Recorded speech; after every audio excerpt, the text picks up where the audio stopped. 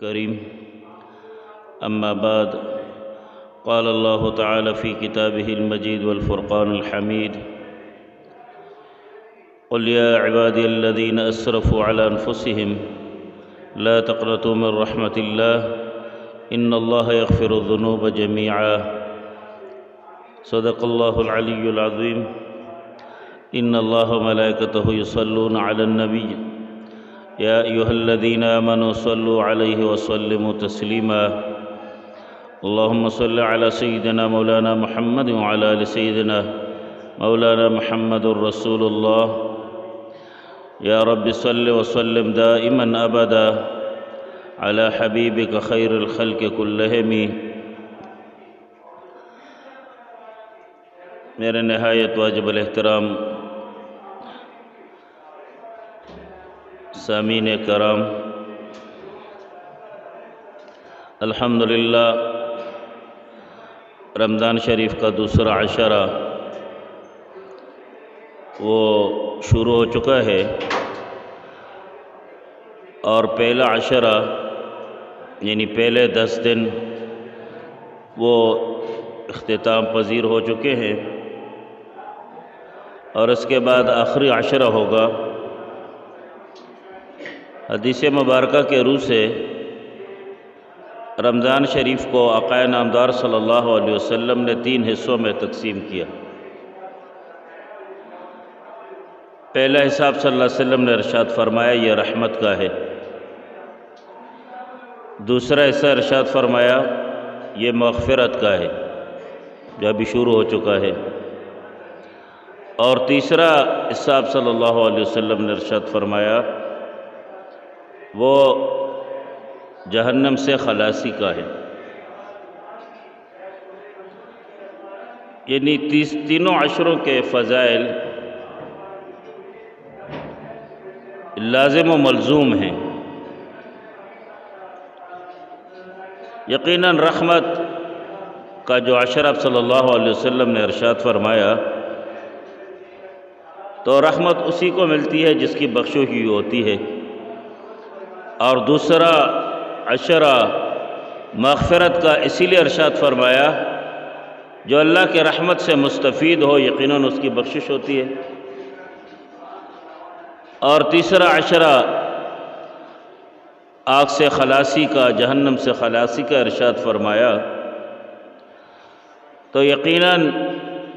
جس پہ اللہ کی رحمتیں برس رہی ہوں اور جس کو اللہ معاف فرما دے، اللہ اس کی مغفرت فرما دے، تو پھر جہنم کے اس آگ سے، اس عذاب سے وہ کوسوں دور ہوتا ہے۔ اور انسان کے تمام اعمال اللہ تبارک و تعالی نے مختلف ہیلوں اور بانوں کے ساتھ اس کے لیے اپنے بخشش، اپنی رحمت اور عفو درگزر کے دروازے کھولے ہوئے ہوتے ہیں۔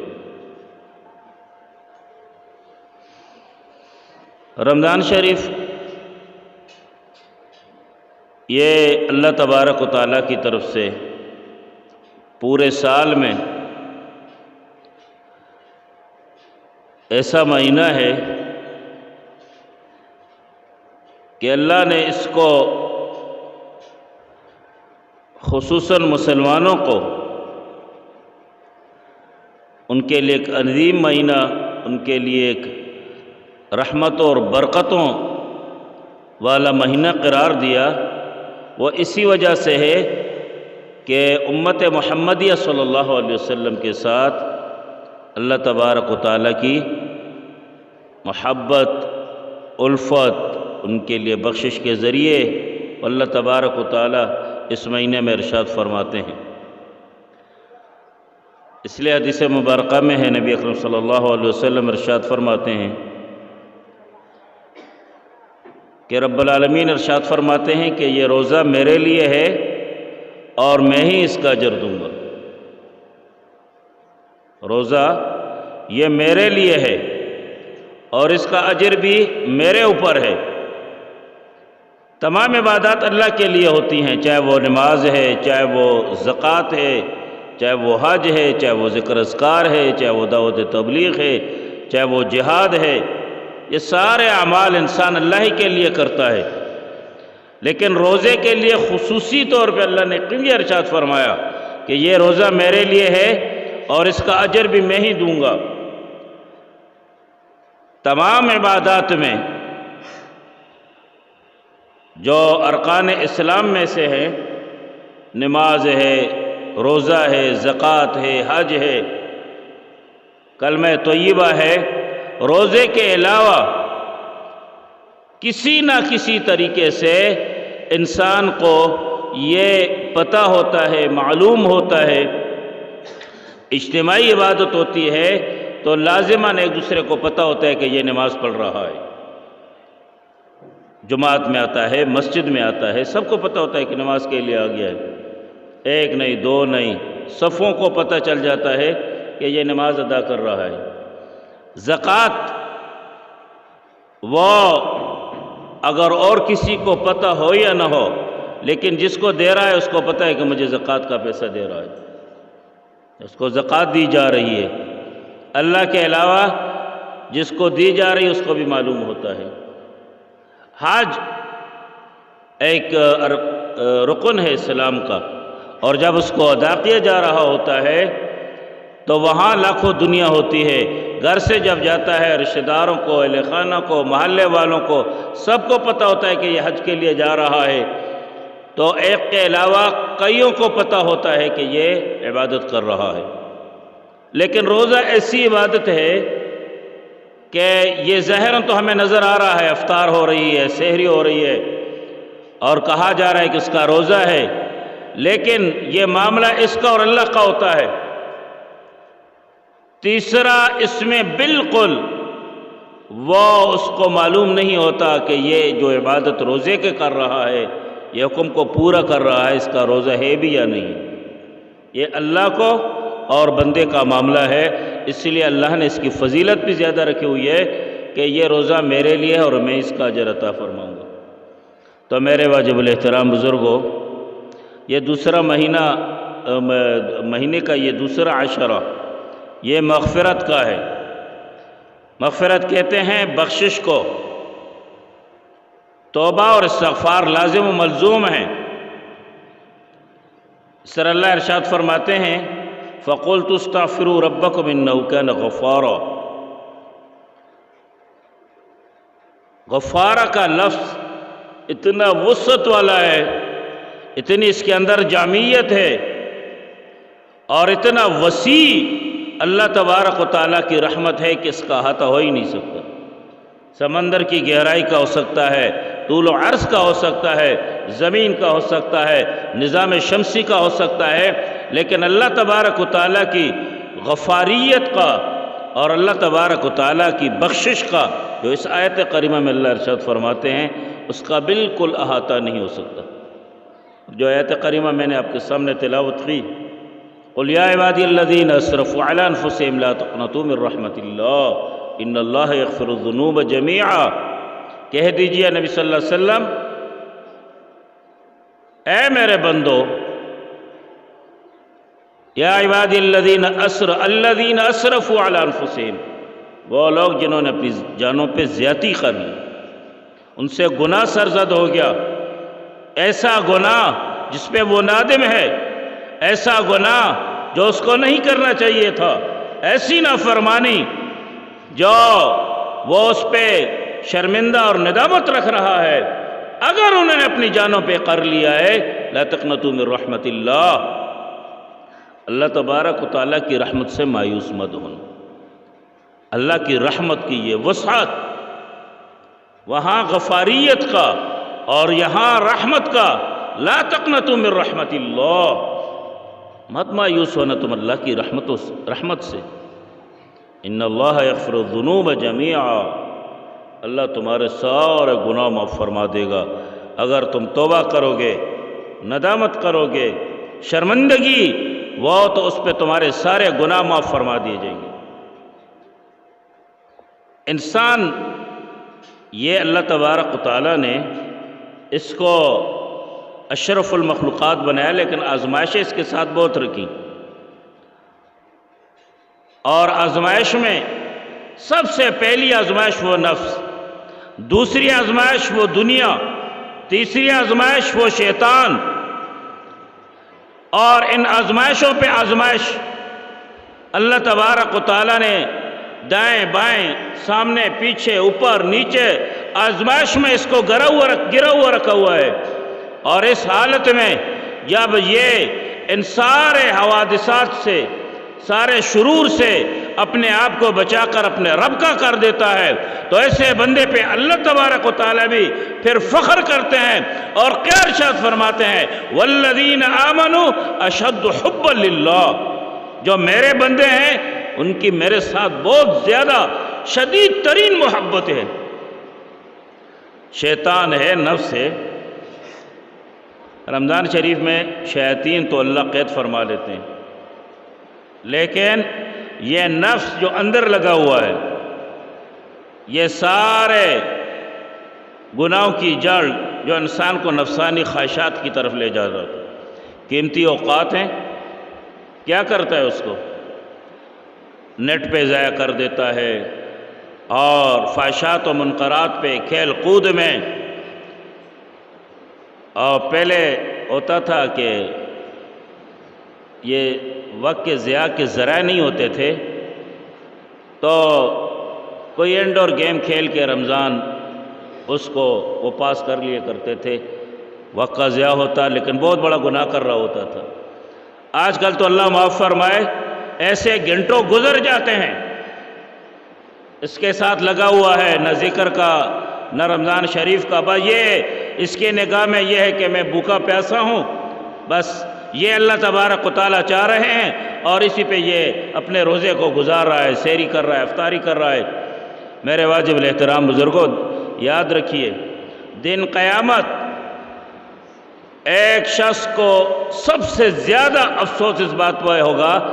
کہ اس کا جو وقت گزرا ہوا ہوگا اس کے پیچھے وہ خفا ہوگا، کاش میرا یہ وقت ضائع نہ ہوتا۔ آج وقت کا ضیاع کتنا ہے، اللہ تبارک و تعالیٰ کی کتنی نافرمانی ہو رہی ہے، دن رات وہ لمحات سحری کے جو اللہ تبارک و تعالیٰ نے زبردستی ہمارے اوپر ڈال دیے ہیں کہ میرا یہ بندہ ہے، اگر 11 مہینے یہ سحری کے لیے، تہجد کے لیے نہیں اٹھ رہا، تو یہ 1 مہینہ لازم کر کے میں اس کو اٹھا دوں اور اپنے قریب کر دوں، تاکہ یہ بخش جائے اور جنت میں اس کو دے دوں۔ پورا سال حدیث مبارکہ میں آتا ہے، اللہ تبارک و تعالیٰ اپنے شان شان ہر دن سحری کے وقت، رمضان شریف کے علاوہ بھی پورا سال اللہ تبارک و تعالیٰ پہلے آسمان پہ تشریف فرما ہوتے ہیں، اور 3 ندائیں آوازیں اپنے مخلوق کو ارشاد فرماتے ہیں، اپنے اس انسان کو، کوئی ہے مجھ سے بخشنے والا کہ میں اس کے گناہوں کو بخش دوں، کوئی ہے توبہ کرنے والا کہ میں اس کے توبہ کو قبول کر لوں، کوئی ہے مجھ سے سوال کرنے والا حاجت مند کہ میں اس کے سوال کو پورا کر لوں۔ یہ 3 آوازیں رب العالمین ہر سحری کے وقت اس انسانیت کو، اس زمین کے اس مخلوق کے لیے اللہ تبارک و تعالیٰ ندائیں فرماتے ہیں، اور جب صبح کی اذان ہو جاتی ہے، سحری کا وقت ختم ہو جاتا ہے، اللہ تبارک و تعالیٰ کی طرف سے یہ آوازیں بند ہو جاتی ہیں۔ تو یہ رمضان شریف اللہ نے یہ موقع ہمیں دیا ہے کہ اس میں ہم استغفار کریں، اس میں ہم اللہ تبارک و تعالیٰ کا قرب حاصل کریں۔ اللہ تبارک و تعالیٰ نے ہمیں ایک اچھا موقع دیا ہے۔ آج سارے انسان پریشان کیوں ہیں کہ اللہ تبارک و تعالیٰ کا قرب انہوں نے چھوڑ دیا ہے۔ سارے مشکلات وہ اللہ حل فرمائیں گے، سارے حاجات اللہ پورا فرمائیں گے، سب کچھ دینے والا اللہ ہے۔ اللہ ارشاد فرماتے ہیں، فَقُلْتُ اسْتَغْفِرُوا رَبَّكُمْ إِنَّهُ كَانَ غَفَّارًا يُرْسِلِ السَّمَاءَ عَلَيْكُمْ مِدْرَارًا وَيُمْدِدْكُمْ بِأَمْوَالٍ وَبَنِينَ وَيَجْعَلْ لَكُمْ جَنَّاتٍ وَيَجْعَلْ لَكُمْ أَنْهَارًا۔ اللہ ایک استغفار پہ 5 انعامات ارشاد فرماتے ہیں، اور اس میں یہ ہے کہ تم مجھ سے استغفار کرو، مجھ سے بخشش مانگو، میں تمہارے گناہوں کو بخشوں گا۔ اور صرف گناہ نہیں ہے، انہ کان غفارا یرسل السماء علیکم مدرارا ویمددکم باموال وبنین، اللہ تبارک و تعالیٰ آسمان سے رحمت بھی اتارے گا اور تمہاری مدد کرے گا تمہارے مال اور اولاد کے ذریعے سے، یعنی تمہیں مال عطا فرمائے گا، تمہیں اولاد عطا فرمائے گا، تمہیں باغات عطا فرمائے گا، وَيَجْعَلْ لَكُمْ جَنَّاتٍ وَيَجْعَلْ لَكُمْ أَنْهَارًا، تمہیں نہریں اور وہ انہار عطا فرمائے گا۔ یہ استغفار کے ساتھ ہوگا۔ میرے واجب الاحترام بزرگوں، آج اکثر لوگ ان اللہ تبارک و تعالیٰ، دیکھیے سب سے زیادہ مخلص محبوب دوست ہمارا وہ اللہ تبارک و تعالیٰ۔ یہ جیسے جیسے زندگی گزرے گی آپ کو پتہ چل جائے گا، ساری دوستیاں اور وہ دوستیاں جن کے ساتھ تم محبت کر رہے ہو اور وہ جو تم سے کر رہے ہیں، وہ سارے تھوڑے تھوڑے بار ٹوٹتی رہتی ہیں اور بدلتے رہتی ہیں۔ یہ محبت ہے، صرف ایک میری رب کی محبت ہے کہ وہ نہیں بدلتی، اور وہ رب اللہ تبارک و تعالیٰ اور تمہارے ساتھ پیار و محبت کرتا ہے اور محبت کرتا ہے۔ رات کو بھی میں نے وہ واقعہ بیان کیا، حضرت عمر فاروق رضی اللہ کے زمانے میں ایک غیر مسلم مسلمان ہوا، عیسائی، اور جب اس کی جوانی کا زمانہ تھا وہ گلوکار تھا، گانے بجایا کرتا تھا، گانے سنایا کرتا تھا، اور اس سے اس کے پیسے ہوتے اور مزے اور چرچے اس کی زندگی کی گزرتے۔ وقت کے لحاظ سے جب وہ بوڑھا ہوا اور داند اس کے ٹوٹ گئے، داند ختم ہو گئے، آواز میں وہ سریلا پن نہیں رہا، تو پھر جا جا کے کچھ کلمات اشعار کچھ گانے سناتا اور لوگ اس کو کچھ نہ کچھ دیتے۔ پھر ایک وقت آیا کہ لوگوں نے وہ بھی چھوڑ دیا، کھانے کے لیے لاچار ہو گیا اور ایسی حالت بن گئی کہ بھوکا اور پیاسا رہنے لگا۔ اور جب اسلام قبول کیا، بڑھاپے کی کیفیت تھی، جنت البقیع میں آیا اور رونے لگا کہ اللہ جب جوانی کی زندگی تھی گانے بجانے میں گزر گئی اور اسے میرا ذریعہ معاش تھا، اب بڑھاپا ہے، دانت نہیں ہے، آواز میں وہ سریلا پن نہیں ہے، لوگ کچھ دے نہیں رہے، بھوک اور پیاس کی زندگی ہے۔ اللہ اگر یہ مجھ پہ جو تو نے رحمت اسلام کے دروازے کھول دیے، ہدایت مجھے دے دی، اگر یہ پہلے دے دیتا تو میں آپ کا شکر گزار ہوتا۔ اب یہ کیفیت ہے میری، اس عمر میں میں کیا کروں؟ اور رونے لگا اور جنت البقیع کی قبرستان میں بیٹھا ہوا ہے،